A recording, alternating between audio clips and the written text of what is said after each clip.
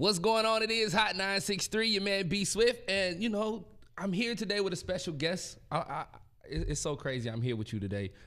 It's the mayor with the mayor. Yeah. They say I'm the mayor of the radio world, and you're the mayor of the town. What's going on, Mr. Hogsett? Well, I'm glad to be with you, Mayor, to talk about important things. A lot of things are going on. The city of Indianapolis is a great place to live, work, and play, but Yes. we've been focused this week on job opportunities since it's February and kids have to start thinking about what they're going to be doing this summer, and we're going to try to make sure that they have an opportunity to have gainful employment this summer. Now, Project Indy is a program you're starting up where we're talking about employing over 2,000 of our youth in the city, correct? Yeah, last summer we started with about 1,000 young people, ages 15 through 18, 19-year-old people who, frankly, have trouble finding work in the summer. And the truth is that summers are now 6 to 8 weeks long. I mean, they're not like they used to be, right?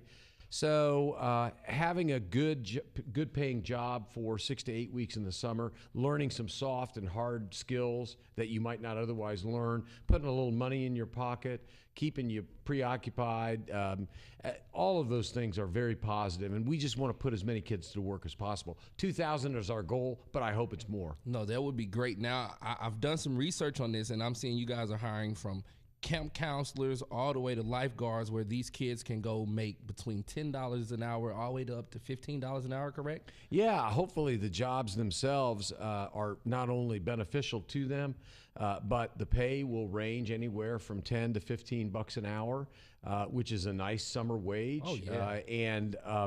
And as I said, it really is up to the individual employers as to what they want these young people to be doing. So clearly in our parks department, for example, we're going to hire 400 young people to staff our parks, to serve as lifeguards and things like that. But many other employers, many private sector employers are throwing in, and so they could be doing a wide range of jobs over the course of the summer. Now, if a youth would like to be involved in this, or their parents like, you know what, that sounds great, I want my 15-year-old there to keep them off the streets, how do they find out more information about Project Indy? Good question. We announced yesterday the new portal that is now available to everyone. You can find it at projectindy.net. Okay. And what that allows you to do, it actually works not only on behalf of the kids that are looking for work, but employers, private sector employers can make use of it to express an interest in hiring half a dozen kids for the course of the summer. So I'd encourage everyone to just jump on projectindy.net. You can follow the prompts once you get on the website, but it will enable you to see what's available, what it pays, what the job is, where it's going to be done, and answer a lot of questions that kids would otherwise have. Now, I have to ask this piece of the question because I think it's very important, especially with you guys raising it from 1,000 to hopefully over 2,000 kids. I mean, when we turn on the news, we see our teenagers on the news every few weeks, hanging out in the mall and might be causing a disturbance or something like that, or a part of a bigger problem, whether it's shootings or just things that end them up on the news for the wrong situation. Is this why you guys decided to try to up the number of kids, number of youth we hire to help keep them out of those things and out of trouble? Well, the truth is that many studies will suggest that currently in Marion County today, right, there are 30,000 young people who fall into that 15 to 18-year-old age cohort. Obviously, we're not going to be able to provide 30,000 jobs for 30,000 kids. And in many cases, young people are already finding jobs on their own. This program is designed each year to increase the number of opportunities for young people to have gainful and meaningful summer employment. As I said, put a little money in their pocket. But yeah, it does have the collateral benefit of helping keep them preoccupied so that they're not out making bad decisions. They're not out listlessly on the streets, just hanging out, which all too often ends in bad decisions being made. So I think it has a lot of benefits for those who want to take advantage of it. Now, have you guys already seen a lot of outside employers want to be a part of this program? I know I've seen FedEx was jumping on board, was one company. Are there any others that you can think of that stick out in your brain that like, yo, we want to be involved with this? Yeah, we've got everyone from FedEx to Starbucks has really made a commitment for many years. Teen Works out on the east side has had a robust, and look, at the end of the day, we're encouraging not just private employers, but a lot of faith-based groups have summer jobs programs for young people.